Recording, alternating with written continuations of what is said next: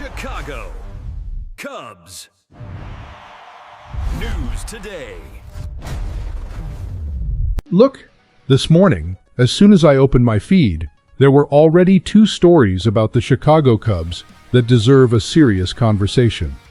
The first one is about the roster moves happening right now with opening day right around the corner.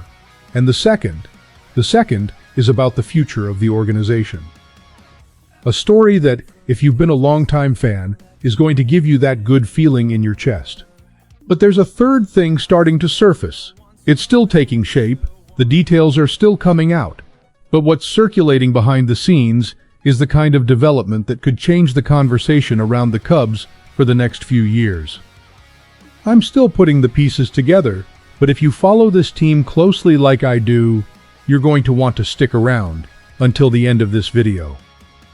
So stay right here, because we've got a lot to talk about today. New Darjuimoros, Dylan Carlson and roster moves. The Chicago Cubs are set to select Dylan Carlson to the active roster before opening day. Jordan Bastian confirmed it today. Michael Conforto is also joining, and Scott Kingery is traveling with the team. It's not official yet, but all signs point to him getting a spot as well. To make room for all of this, the front office needs to clear at least 2 spots on the 40-man roster. Possibly 3. Kevin Alcantara is headed to AAA Iowa. He'll start the season there. That wasn't the plan. At the beginning of spring training, the idea was simple. Austin, Amaya, and Shaw on the bench, with 1 open spot for an outfielder. But Austin needed knee surgery. He'll be out for months. Seiya Suzuki suffered a knee sprain and will start the season on the injured list. Suddenly, the Cubs' outfield has turned into an emergency rebuild on the eve of the season. I know what you're thinking. Dylan Carlson, the guy the St. Louis Cardinals gave up on. The one who went through the Tampa Bay Rays and the Baltimore Orioles, and both let him go. That guy is going to be in the Cubs' outfield on opening day. That reaction is fair. I get it. But before jumping to conclusions, let's put some context on the table, because this story has more layers than it seems. Carlson is 27 years old and was once one of the most exciting prospects in the league. A few years ago, it looked like he would become a core piece for the Cardinals for a long time. But the last 3 years have been rough.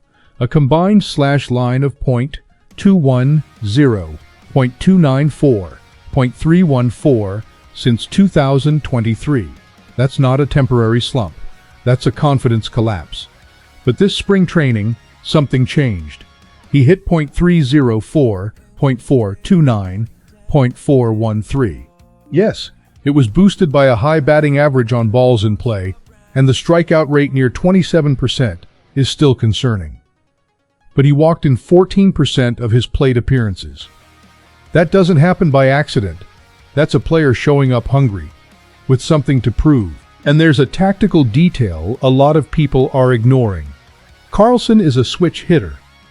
Against left-handed pitching in his career, he's hit .274, 1.410.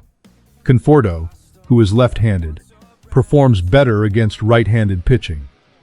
Together, they cover both sides of the lineup while Suzuki recovers.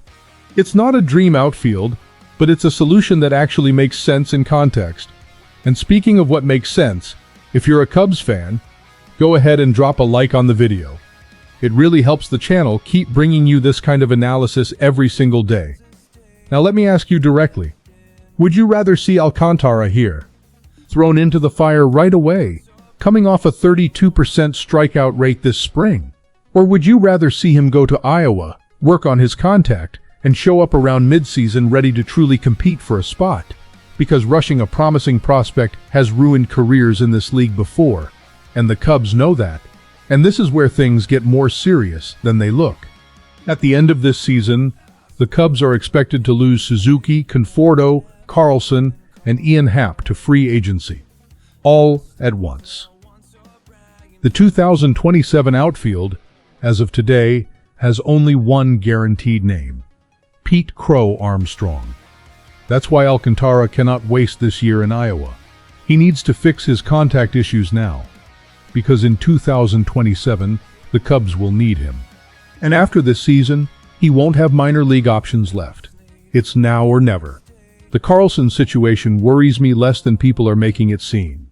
He's a temporary solution, and everyone knows it, including him. What really concerns me is the hole that could open up in the outfield after October.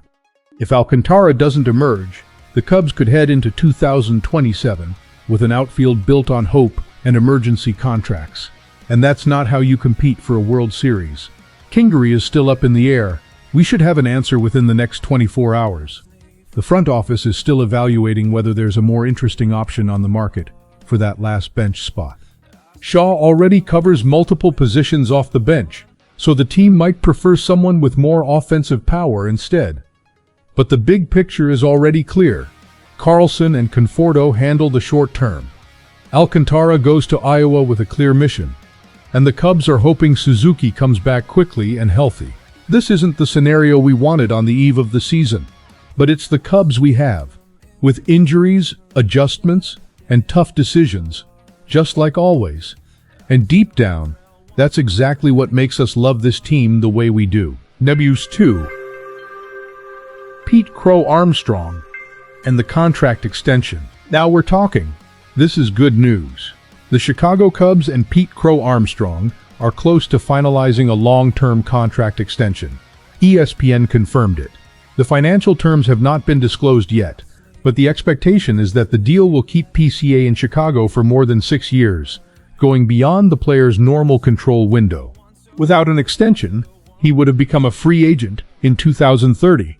This is huge, and if you've been following the Cubs closely, you knew this day was coming. Fly the W, folks. This is the kind of news you drop in the group chat, in all caps, with a flag emoji. Because PCA isn't just a good player. He's the face of the project. He's the reason you believe this team has a real future. In 2025, he hit 31 home runs, stole 35 bases, won the Gold Glove in center field, and finished among the MVP candidates. He joined Sammy Sosa as the only Cubs in history with a 30-30 season. Sammy Sosa. Let that sink in for a second. But the most interesting part of this story isn't just what he did, it's how he got there. Crow-Armstrong had never hit more than 20 home runs in a season in the minor leagues. Power wasn't part of his profile. What happened in 2025 was the result of a very precise mechanical adjustment. He widened his stance in the batter's box, positioned himself slightly closer to the plate, and started making contact further out in front. The distance between his feet went from 71 centimeters to nearly 86. It sounds like a small detail, but that adjustment raised his contact point by 5 centimeters, and his pulled fly ball rate jumped from 19% to 30%. That put him in the same group as Jose Ramirez and Kyle Schwarber. The power was always there. He just had to unlock it. Let me ask you something. When you watched PCA last year, did you expect him to reach 31 home runs? Be honest. Because most of us expected the Gold Glove defense, the stolen bases, the energy. The power was a complete surprise. And that's exactly why this extension matters so much. The Cubs locked this guy in before the rest of the league fully realized what he could become. PCA now joins Ian Happ and Nico Horner as players who debuted with the Cubs and signed extensions before reaching free agency. That's a pattern. This front office knows how to identify its core, and it acts before the market sets the price. Who's next in line? Cade Horton, most likely. Michael Busch and Daniel Palencia are also part of that conversation. And next winter, the toughest decisions will involve Seiya Suzuki and Shota Imanaga, players much closer to free agency, with far more leverage in negotiations. It's going to be the most important offseason for the Cubs in a long time. The second half of 2025 wasn't great for PCA. He dropped from .265 in the first half to .216 in the second. And the reason wasn't that pitchers figured him out, it was mechanical. He was overstriding, losing balance, and missing pitches he should have been hitting. The coaching staff has already identified the issue. It's fixable, but it's the next real hurdle he needs to clear. With a chase rate around 41% on pitches outside the zone, pitchers will keep testing him. If he brings that down into the mid-35% range, We're talking about the best center fielder in baseball. No exaggeration. This extension sends a clear message to the entire league. The Cubs are building around this guy. With Seiya Suzuki, Ian Happ, Michael Conforto, and Dylan Carlson potentially leaving at the end of 2026, the 2027 outfield begins and ends with Crow-Armstrong. He's the anchor. He's the reason Kevin Alcantara needs to break through this year. He's the reason the front office will likely spend big next winter to build a competitive roster around him. The Cubs' project has a name, and that name is now locked into Chicago for at least 6 more years. So this is what the Cubs are bringing into opening day. A patched-up outfield, but with logic behind it. A prospect in Iowa with the most important mission of his career, and a 24-year-old star secured as the centerpiece of everything this team will build moving forward. It's not the perfect scenario, but I look at this team, and I still believe. If you follow the Cubs every day, make sure to subscribe to the channel, because there's a lot more analysis coming your way. Go Cubs, go!